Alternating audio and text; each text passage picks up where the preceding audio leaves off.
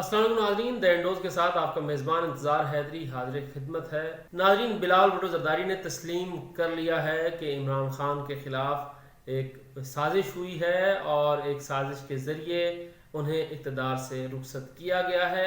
इसके अलावा कल इमरान खान ने एक बड़ा पावर शो भी कर दिया है और एक बड़ा पैगाम भी दे दिया है और मखलूक हुकूमत भी इस वक्त फंस चुकी है और मुसलसल चैलेंजेस का सामना है।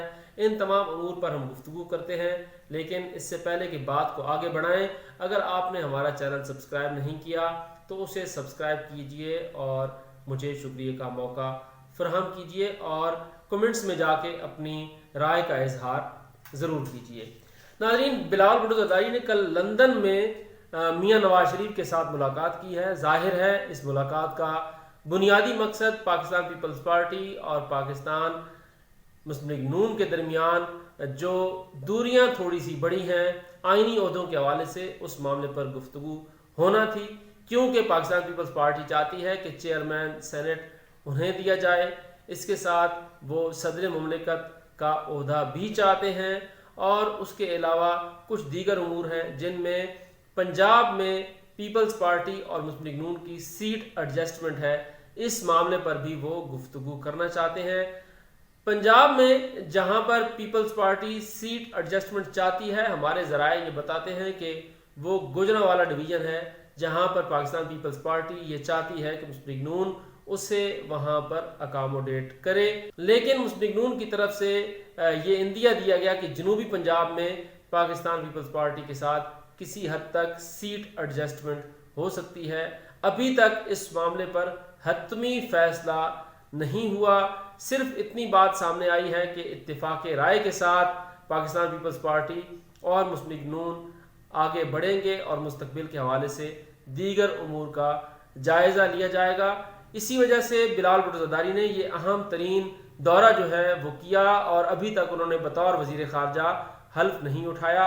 हमारे ज़राए का ये भी बताना है कि बिलाल भुट्टो ज़रदारी के हल्फ न उठाने की एक दूसरी वजह भी है और वो ये कि चूंकि वो पाकिस्तान पीपल्स पार्टी के चेयरमैन हैं, इसलिए उन्हें मुस्लिम लीग नून के सदर की वफाकी काबीना में बतौर वज़ीर काम नहीं करना चाहिए।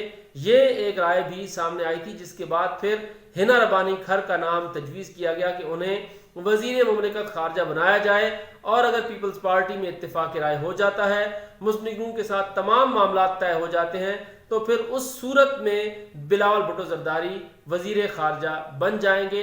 अब बिलाल भुट्टो ज़रदारी जब वापस आएंगे, उसके बाद पीपल्स पार्टी की कोर कमेटी का अहम तरीन इजलास होगा।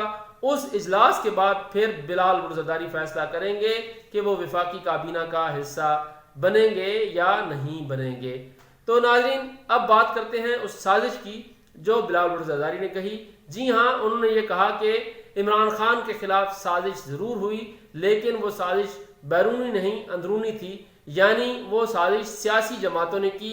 और साथ उन्होंने ये कहा कि वो साजिश कोई कौमी सलामती से मुतालिक नहीं बल्कि जमहूरी साजिश थी, यानी वो साजिश सियासी जमातों ने की। तीसरी बात उन्होंने ये कही कि वो साजिश वाइट हाउस में नहीं बल्कि बिलावल हाउस में तैयार हुई। जी हाँ, जैसे आसिफ ज़रदारी इस तमाम मामले में मुतहरिक थे और उन्होंने ही मुस्लिम लीग नून और मुस्लिम लीग काफ में दूरियां ख़त्म करने की कोशिश की।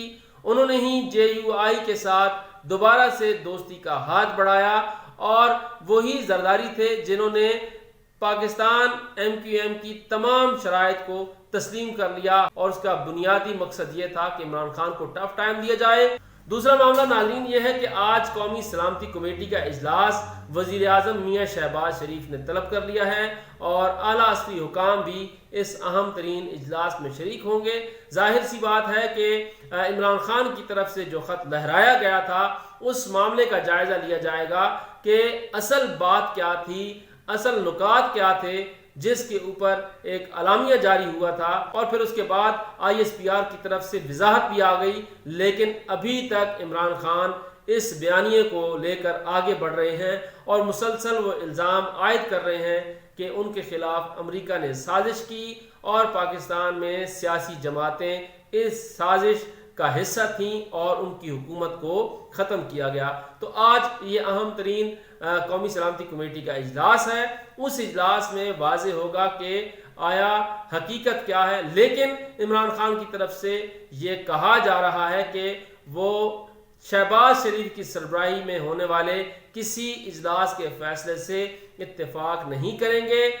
انہیں اعتماد صرف اور صرف عدلیہ پر ہے اور عدلیہ کے زیر اہتمام ہی ایک کمیشن بنا کر اس کی اعلیٰ سطحی تحقیقات کروائی جائیں۔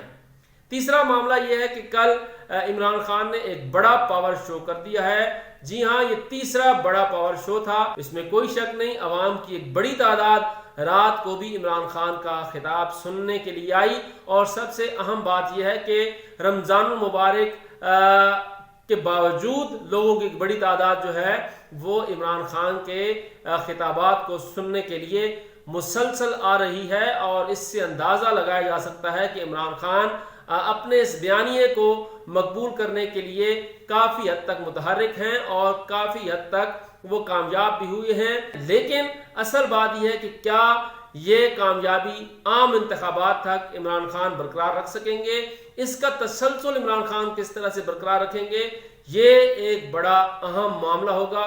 لیکن کل جو عمران خان صاحب نے خطاب کیا ہے اس میں انہوں نے ایک مرتبہ پھر الزامات عائد کیے ہیں اور یہ کہا ہے کہ ان کی حکومت کو میر جعفروں نے، میر صادقوں نے ختم کیا اور اب چوروں کو مسلط کر دیا ہے۔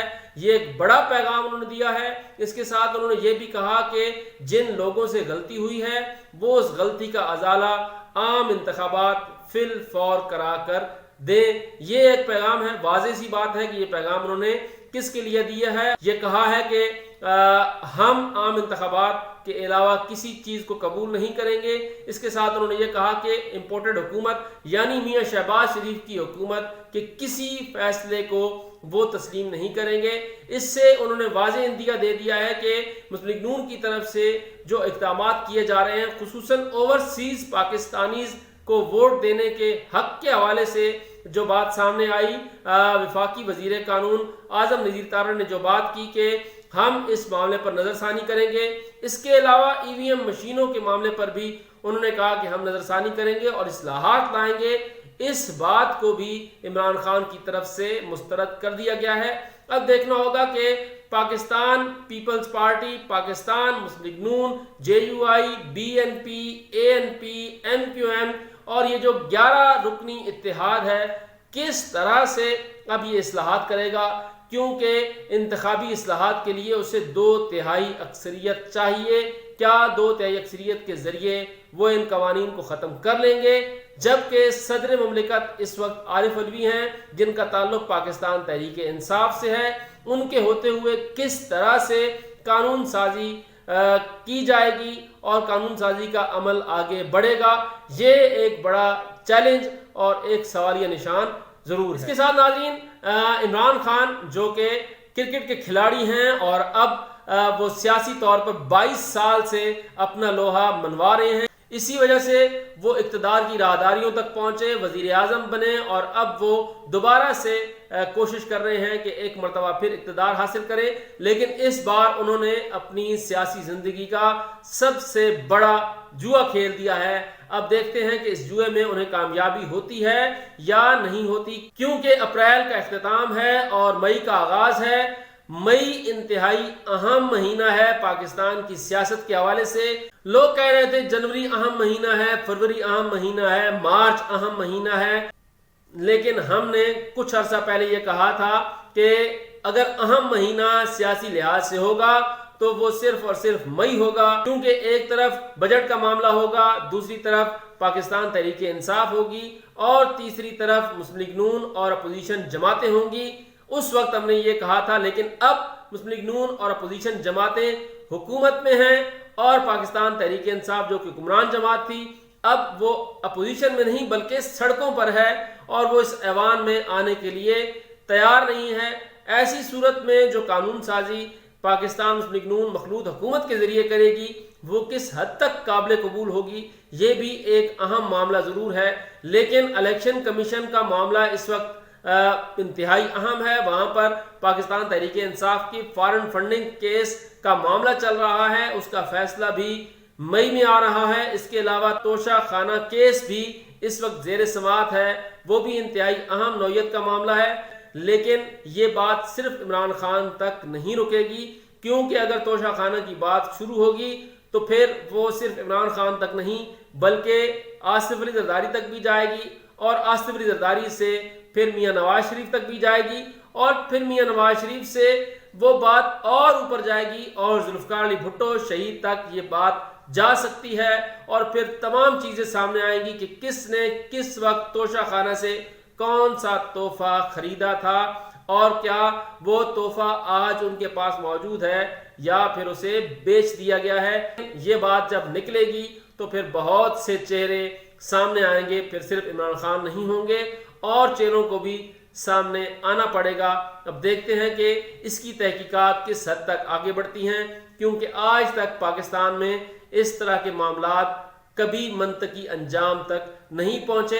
ہمیشہ احتساب کی بات کی گئی، لیکن احتساب کے حوالے سے صرف اور صرف سیاسی مفادات ہی حاصل کیے گئے ہیں۔ کل ایک بڑی خبر نیب کے حوالے سے آئی کہ اس کے اوپر اربوں روپے خرچ ہوئے، لیکن ابھی تک 1 روپے کی ریکوری بھی نہیں ہوئی، اور یہ ہمارے اس نظام پر ایک اور بڑا سوال ضرور ہے۔ اب ناظرین آتے ہیں اس مخلوط حکومت کی طرف۔ مخلوط حکومت مسلسل پھنستی جا رہی ہے۔ عمران خان کو تو میاں شہباز شریف نے، آصف علی زرداری نے، اختر جان مینگل نے، مولانا فضل الرحمان نے، مولانا ساجد میر نے، اور اس کے ساتھ ساتھ عوامی نیشنل پارٹی کے سربراہ اسفند یار ولی نے مل کر نکال دیا۔ لیکن اب یہی حکومت مزید مشکلات کا شکار ہو رہی ہے، کیونکہ معاشی صورتحال انتہائی خراب ہے، اور دوسری طرف FATF کا معاملہ ہے جس کے آخری نقطے پر ابھی تک عمل درآمد نہیں ہوا۔ اس کا بھی اہم ترین اجلاس ہونے والا ہے۔ آیا پاکستان گرے لسٹ سے نکلے گا یا گرے لسٹ میں برقرار رہے گا؟ اب دیکھنا ہوگا کہ یہ حکومت کیا اقدامات اٹھاتی ہے، IMF کے ساتھ کن شرائط پر اب ایگریمنٹ کیا جاتا ہے، کیونکہ یہی اپوزیشن جماعتیں جو آج حکومت میں ہیں، انہوں نے پاکستان تحریک انصاف کے معاہدوں پر شدید تنقید کی تھی۔ رات کو بھی خواجہ آصف کی طرف سے یہ کہا گیا کہ اسٹیٹ بینک آف پاکستان کی خود مختاری جس طرح سے بیچی گئی ہے IMF کو، اس قانون کو ہم ریورس کریں گے۔ دوسری طرف مہنگائی اور بے روزگاری میں مسلسل اضافہ ہو رہا ہے۔ یہ کہا جا رہا تھا کہ شہباز شریف کی حکومت کے آتے ہی ڈالر کا ریٹ جو ہے وہ نیچے آ گیا، دیکھ لیں 8-10 روپے نیچے آیا، لیکن اب دیکھیں کہ دوبارہ یہ ڈالر 188 کو کراس کر رہا ہے۔ اس کے ساتھ ساتھ اب پاکستان میں پیٹرولیم مصنوعات کو پورا کرنے کے لیے، اپنے اخراجات کو پورا کرنے کے لیے ایک مرتبہ پھر پیٹرولیم مصنوعات میں اضافے کا امکان ظاہر کیا جا رہا ہے، اور یہ کہا جا رہا ہے کہ پیٹرولیم مصنوعات کی قیمتوں میں اضافہ عین اس وقت پر ہوگا جب عید الفطر سر پر ہوگی، اور امکان یہ ظاہر کیا جا رہا ہے کہ 20 سے 40 روپے کے درمیان یہ اضافہ فی لیٹر ہوگا، اور عوام کو یہ مہنگائی کا ایک نیا دور بھگتنا پڑے گا۔ اور تیسرا جو اہم معاملہ ہے اس مخلوط حکومت کے لیے، وہ ہے اتحادی جماعتوں کو راضی رکھنا، انہیں ساتھ چلانا۔ پہلے اختر جان مینگل کی طرف سے بلوچستان کی حالیہ صورتحال پر تشویش کا اظہار کیا گیا تھا، اور یہ کہا گیا تھا کہ ہم وفاقی کابینہ کا حصہ نہیں بنیں گے۔